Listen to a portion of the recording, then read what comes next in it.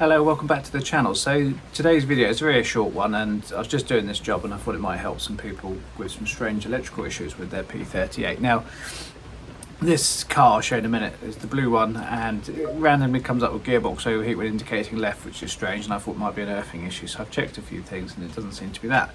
However, this issue I'm about to show you has affected probably all P38s I've ever owned, and sometimes it's actually resulted in random non-starts. So I could be out somewhere, and this was in a V8, and sometimes it just would not start. It would turn over and then it would backfire, and then other times it would start and it'd be absolutely fine. And lots of people say it could be cranksense. It could be, there's a whole range of things. However, after checking all the most important things, I checked the fuse box. Now, if you don't know where the fuse box is located, it's located underneath the bonnet near the coolant expansion tank and the battery tray on the left hand side if you're looking at the vehicle. And I've taken the fuse box out. It's very easy. There's 3 8mm bolts, and then you unplug the connectors underneath, and then there's 3 10mm power lines which run directly to the BCM. Now, I've stripped out all the fuses and relays. Don't be too alarmed if you strip them out, because it does tell you where they go in the lid, fuse wise, and obviously the colours are on the fuse box itself. So there's a series of, I'll show you how to put it back together, but there's a series of screws once you've got them all out, and then there's a couple of clips in the casing which are just here and here, and then you can pull the whole lot out, which I have done, and it reveals this fuse board. Now, I don't know if you can see, do you see those corrosion lines in between, sorry about my dead fingers, in between the ribbon there? Now, they're not meant to be there. That's where water's got in, possibly where people keep spilling it when they're topping up the coolant. Now, let me just show you. You'll find it's quite hard, but I find getting a little scalpel, and you'll see the gaps and you'll see it break away. Let me just do this one. It's quite tough sometimes.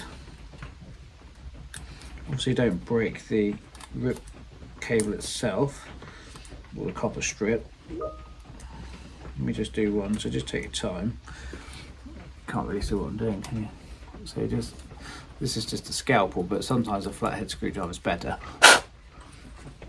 And what I've done, I've just separated it. I don't know if you can see that. See, now there's a line. So there's a gap. There's meant to be a gap.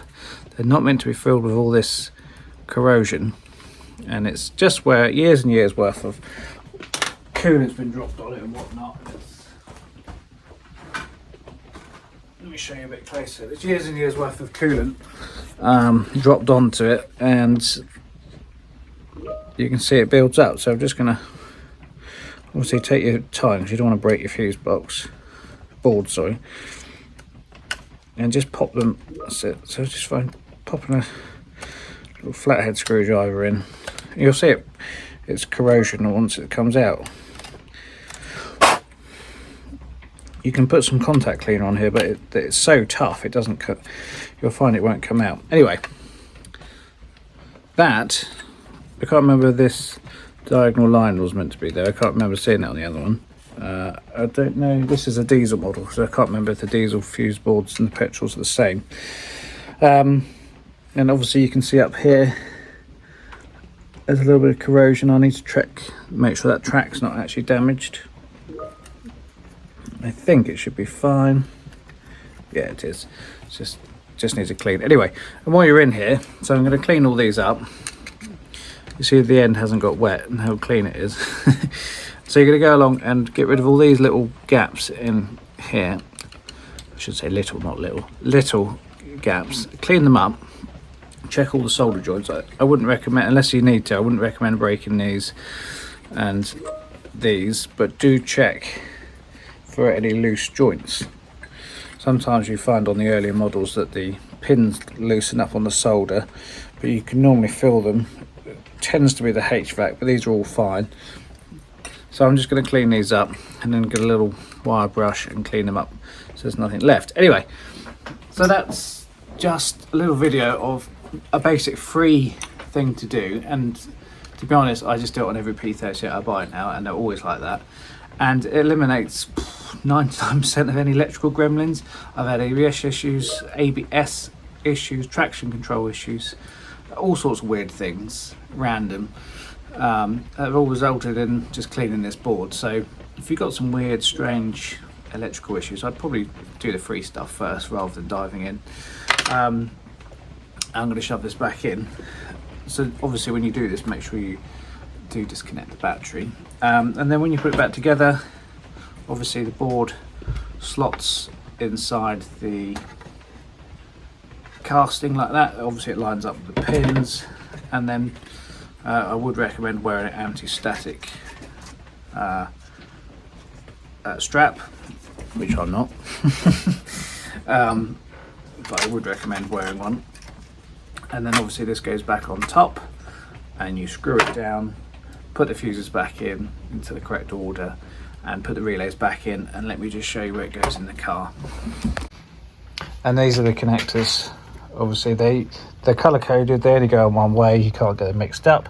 And obviously the 3 live power terminals, again, they're the correct length, so they can't go in the wrong place. They're only 10mm bolts. Sometimes the bolts do fall off, which mine has.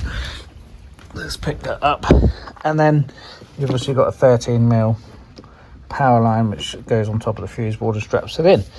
And that is it. And that's the 8mm bolts that go on there. Couldn't be any more simple, but can cause a lot of grief. So I'm going to continue to clean those up. I should straighten the camera up. Put in the comments if it has made any difference to yours. Obviously be careful when you're disconnecting the battery, make sure you know your UK code in case it goes into lockout. But I find any electrical gremlin, start there, and then I mean there's millions of things that could be in a P38 for electrical gremlins, but start with the basics. And that has caused me hours and hours of fault finding to find that. So I hope that helped. Thanks very much for watching. Don't forget to like and subscribe, and have a look at some other videos if you'd like to.